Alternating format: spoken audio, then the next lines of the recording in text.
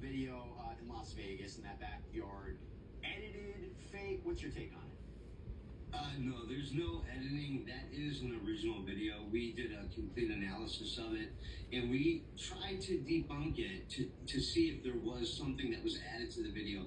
We used a vector tracking software that has an AI component to it, and all of our results came back as it was authentic. So there's something in that video. There's two things actually in that video. There's something that happens in the background, which I found initially, and I didn't even see or recognize the being or whatever it is above the fence until just a few weeks ago. It was pointed out to me by a subscriber to a friend of mine's podcast.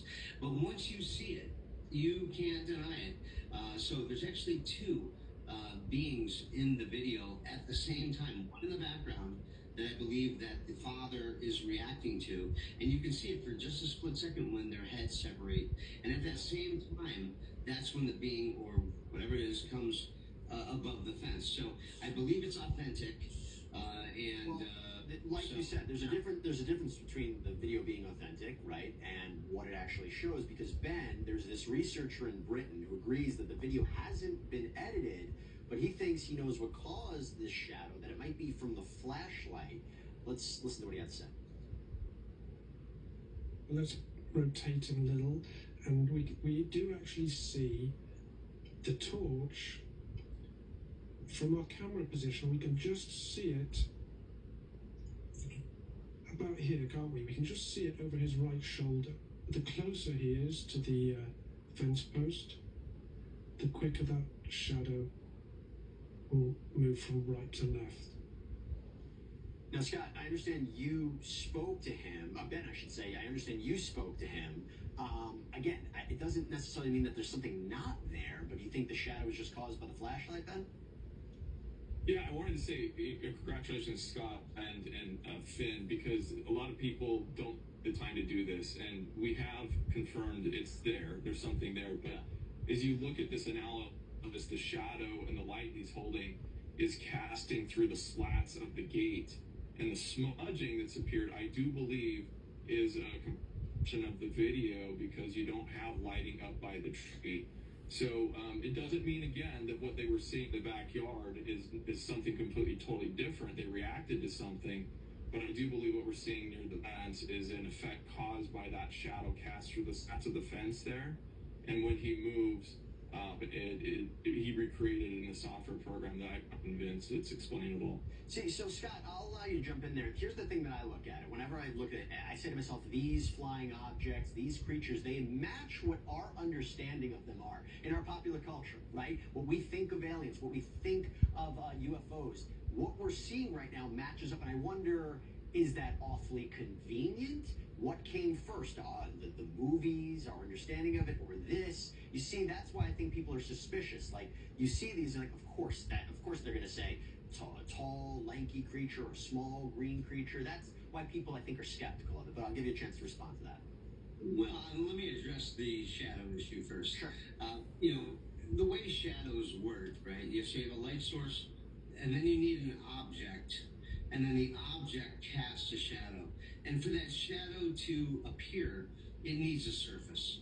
Now, this shadow that appears above the fence does not have a surface to reflect upon.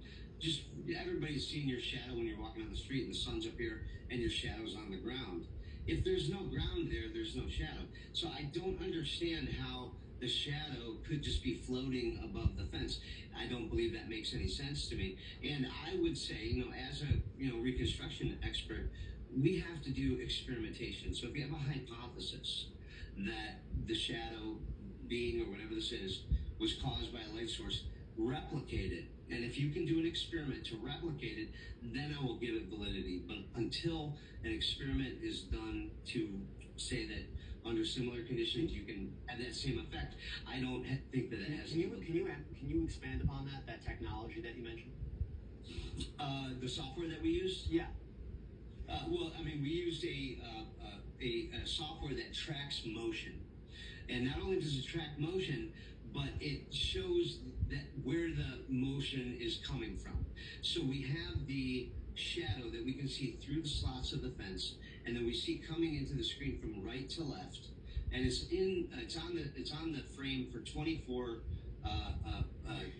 frames out of 30 for 1 second, and in that shadow, the pixels have been, and I have no explanation for it. The pixels have been diminished or deleted by up to 33%. And I have, so if you look at a shadow that's like, for example, on the left side of the screen on the younger brother's back, that pixel is in full opacity.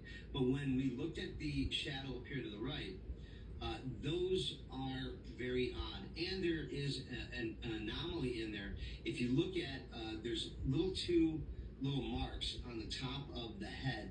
And we isolated that in my 27-minute video of the full breakdown. And that is not part of this background. There is no tree, limb, branch, or anything that can reflect what that is. So the only thing that I could surmise, and it's a hypothesis, I don't know if this is true or not, but my hypothesis is if there is a cloaking technology, and we here on Earth, our military, we have cloaking technology, it could be a... and Scott, I just have a question about it, because when I'm looking at the video, what is this alien technology on the left? Just for people who are tuning in and saying, wait a minute, is that real alien we're looking at? What is this technology we're looking at? Well, I mean, I don't know what the technology is, but what it's doing is diminishing the ability of the camera to fully capture the image, making it a smoky, blurry image.